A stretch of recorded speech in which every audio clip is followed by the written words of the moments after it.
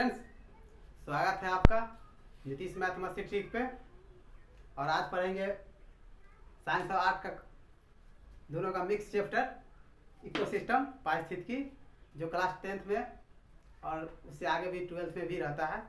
और आर्ट और साइंस खास करके ये पर्यावरण का चैप्टर है और इसको आज हम लोग पढ़ेंगे। तो थोड़ा इसके बारे में पहले जान लेते हैं होता क्या है पारिस्थितिकी। ये मतलब उस संबंध को दर्शाता है, यानी जो यहाँ के जीव जंतु या फिर जो भी जीव जंतु है उसको और उसके बीच जो पर्यावरण यानी वातावरण के साथ जीव जंतु का क्या मतलब संबंध है, उसको ही पारिस्थितिकी कहते हैं। तो इसके बारे में हम डिटेल से आज जानेंगे, इसके प्रकार को भी जानेंगे और आगे भी बताते हैं।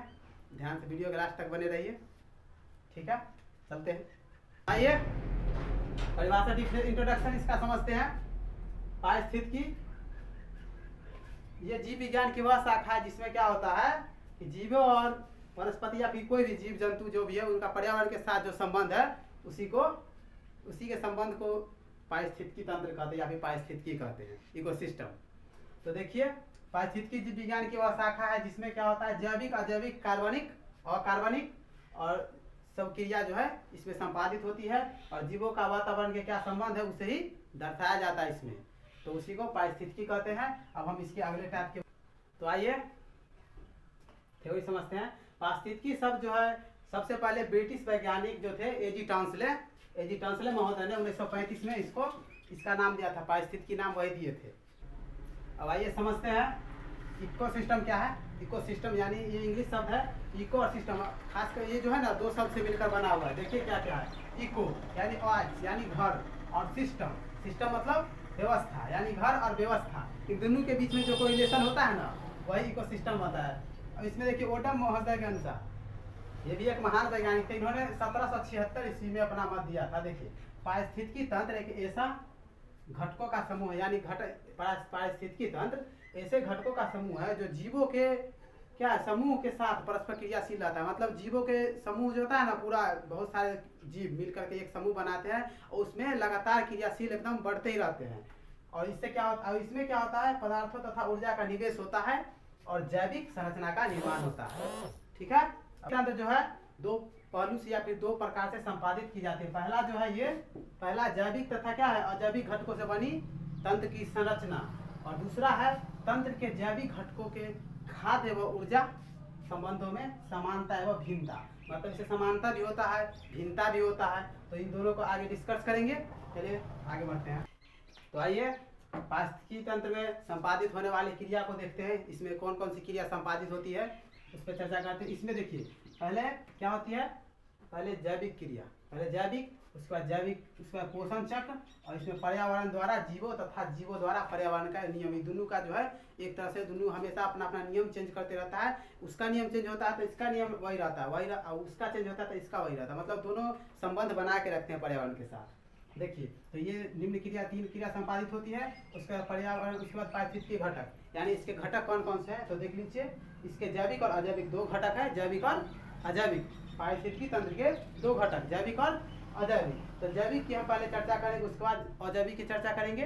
तो पहले देखते हैं हम। देखिए, पहले जैविक घटक में क्या है, स्वपोषी घटक, यानी स्वपोषी क्या होता है, खुद पर आश्रित, यानी खुद अपना भोजन बनाएगा, स्वपोषी हो गया। उसके बाद दूसरा परपोषी, परपोषी नाम से स्पष्ट हो जाता है, दूसरे पर आश्रित, परपोषी उसी का है परपोषी। और ई जो है ये तीन भाग में बढ़ जाता है, परपोषी तीन भाग में। तो ई में एगो मृतजीवी हो जाएगा, एगो परजीवी हो जाएगा, एगो प्राणी संपोषी। तो मृतजीवी मरे हुए जीव जंतु के अवशेष से या फिर उसमें सरगल के अपना जो सरल यौगिक प्राप्त करेगा। और ये परजीवी जो है ये पूर्ण रूप से दूसरा पर आश्रित रहेगा, ये अपने कुछ नहीं करेगा। और ये प्राणी संभोजी जो होता है, ये प्राणी संभोजी ये वैसा जीव या वैसा जंतु जो अपने मुख से आहार ग्रहण करता है, उसी को क्या कहते हैं, प्राणी संभोजी। और ये दोनों होता है, मांसाहारी और शाकाहारी दोनों होता है, ठीक है। तो आइए एक एक करके समझते हैं। जैविक घटक हम लोग चर्चा कर लिए हैं। अब है अजैविक घटक। तो अब अजैविक घटक में तीन गो है। पहला क्या है, कार्बनिक पदार्थ। कार्बनिक पदार्थ में क्या होता है, कार्बोहाइड्रेट, प्रोटीन, वसा वो सब कार्बनिक में आ जाता है। अकार्बनिक पदार्थ दूसरा है, और अजैविक घटक का दूसरा अकार्बनिक है पदार्थ। इसमें ऑक्सीजन, कार्बन डाइऑक्साइड और हाइड्रोजन, ये सब और भी आदि अन्य गैस हैं, लेकिन हम तीन को चर्चा कर दी। उसके बाद यह जलवायु, जलवायु में हो जाएगा जल, सूर्य ताप, तापमान, वर्षा, ये सब जलवायु से ही होता है। तो 22 अजैविक घटक ये हो गया, जैविक घटक देख लिए। चलिए नेक्स्ट आइए आगे देखते हैं।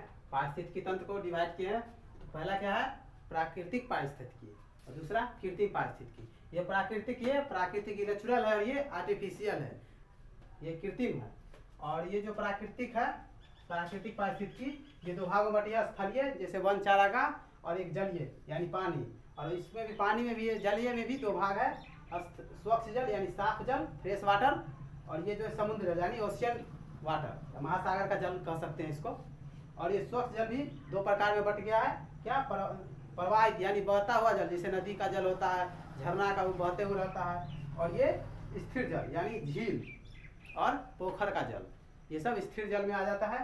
तो आगे देखते हैं। आगे देखिए पारिस्थितिकी तंत्र को आप समझते हैं, यानी जीवों के साथ क्या किसका क्या रिलेशन है। देखिए घास को कौन खाता है, ये टिड्डा, ये घास को खा रही है, और मेढक टिड्डा को खा जाता है। टिड्डा को चिड़िया भी खा रही है, और इसको टिड्डा को ये बाज भी खा रहा है। लेकिन यहाँ पे देखिए टिड्डा को कौन, मेढक खाता है, और मेढक के बाद मेढक को कौन, सांप खा रहा है, और सांप के बाद सांप को कौन खा रहा है, बाज।